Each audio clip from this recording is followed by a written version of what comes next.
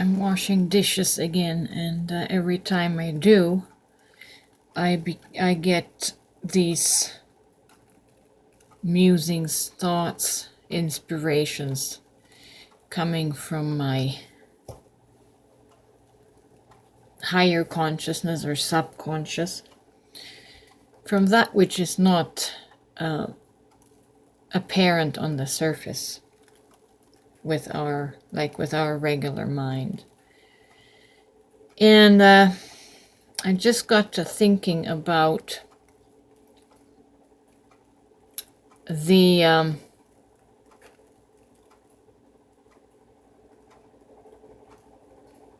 subconscious fright that we have about loving ourselves. We are so afraid that loving ourselves would turn us into some kind of monster. And that is because our subconscious and our trauma has us so conditioned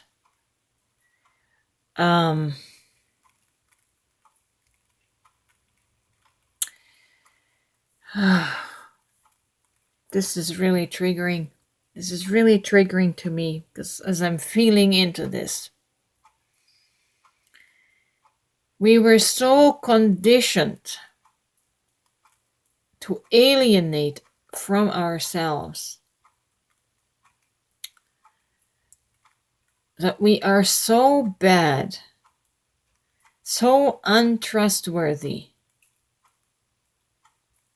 With all these biblical passages of, for instance, like a friend just commented to me, with the passage that says, "Let God be true and every man a liar." Every man includes me, includes you. So what kind of a person are we going to be with this quote unquote word of God hovering over us? Being gaslighted and abused and being told you're nothing but a liar and your thoughts are nothing but a liar. How can you live like that? How can you live with yourself like that? You can't. And that is why so many people are miserable human beings, because this cloud of misery is hovering over us.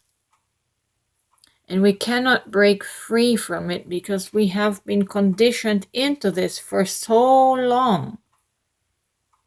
Potentially not even just this lifetime, but previous lifetimes. If we have lived in a religious society, humanity has always degraded and denigrated itself as some inferior being. And now we are totally afraid to give ourselves any kind of nurture, love, approval, affirmation, praise. It terrifies us because we've been living in and through our shadow self, the traumatized self, the abused self.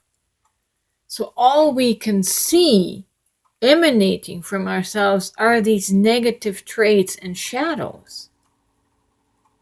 And it spells out the unworthiness, the subconscious unworthiness. These beliefs about ourselves make us feel unworthy. And a life that is unworthy can only attract unworthy things to itself. Like begets like, and like attracts like. And I just wanted to speak to this subconscious conditioning. We all have it. And I'm here, I'm trying to help you break out of it. It is not true. It's not the ultimate truth to say, let God be true and every man a liar. This is only true because man has forgotten that he and she is God. You and I are God in the flesh. But we have forgotten because the veil of our ego has come over our inner consciousness to the point where we no longer recognized ourselves. But you are God. So let your word be true. Change your belief about yourself from liar to true. When you believe that you are true, that you can be true, then everything that emanates out of you is going to be true and authentic.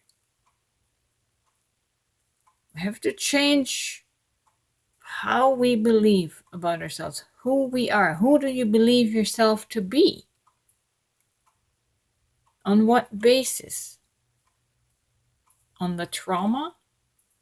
On the beliefs? On the conditioning that society has put upon us? But who are you prior to those events? That's your true you, the unconditioned you. Try to feel into that consciously.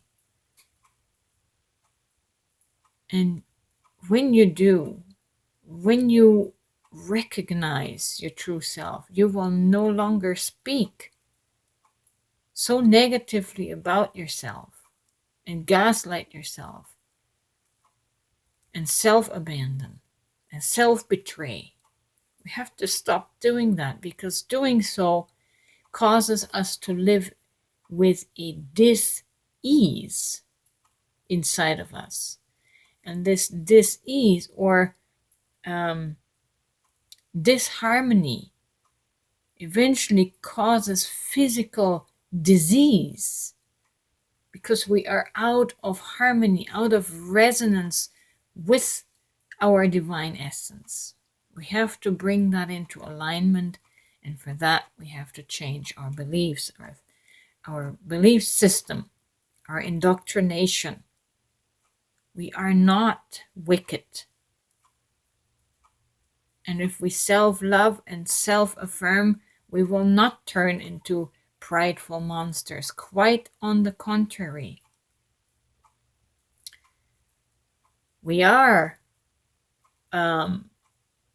undesirable people because we do not love ourselves. Because we speak so negatively about ourselves, then we can only emanate negatively. Does that make sense? Change your inner resonance to something more positive by believing something more positive about yourself. And the most positive that you can believe is that you are God.